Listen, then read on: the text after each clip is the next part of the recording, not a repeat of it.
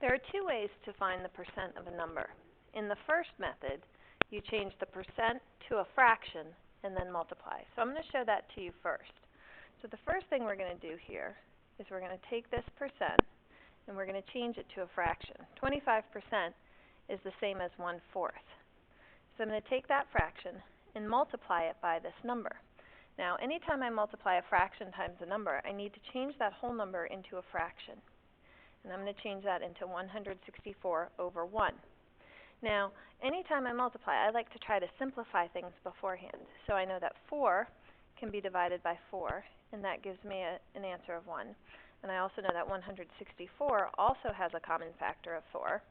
And when I do 164 divided by 4, I get 41. So now, when I go ahead and multiply 1 times 41, I get 41, and 1 times 1 is my denominator, is just 1. So the answer to this problem, 25% of 164, is 41. Let me show you again using this next problem, 80% of 115. So I'm going to change 80% into a fraction, and it's 80 over 100, which I know can be simplified down to 4/5. So I'm looking for 4/5 of 115. And again, I'm going to take that 115 and make it into a fraction by putting it over 1. Now I'm going to look and see if there's anything here that I can simplify. And I know that 5 and 115 both have a common factor of 5. 5 divided by 5 is 1. 115 divided by 5 is 23. And that's all that can be simplified. So now when I go to multiply, 4 times 23 is 92, and 1 times 1 is 1. So I get an answer of 92. So I know that 80% of 115 is going to be 92. Now that's the first method. The second method is very similar, except instead of changing our percent to a fraction, we're going to change our percent to a decimal and then multiply. And a lot of kids like this method better because they feel like it's easier to multiply by a decimal than by a fraction. So remember our shortcut rule for changing a percent to a decimal. We take that decimal point and we move it 2 places to the left. So what we're going to have here is 0.12, or 12 hundredths, times 140. Now, depending on your teacher, they may say you can do this part on a calculator, but if not, I want to show you how you would multiply these out.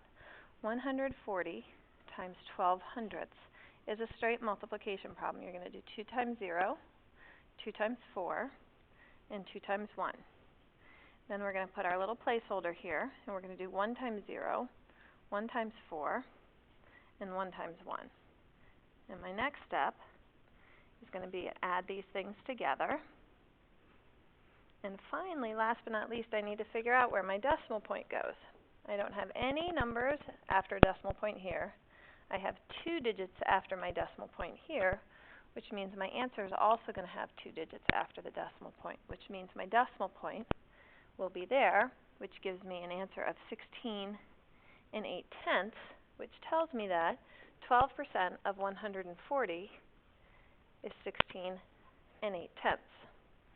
Now let's do another one that's a little tricky. 3%. Remember, my shortcut is to move my decimal point 2 places. So what I really have is 3 hundredths of 156 times 156. Again, 156 times 3 hundredths.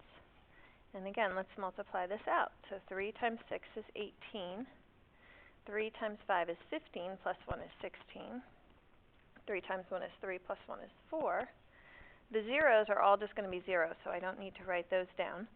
And now when it comes to placing my decimal point, I have 2 digits after my decimal here, which means I'm also going to have 2 digits after my decimal here, which gives me an answer of 4 and 68 hundredths.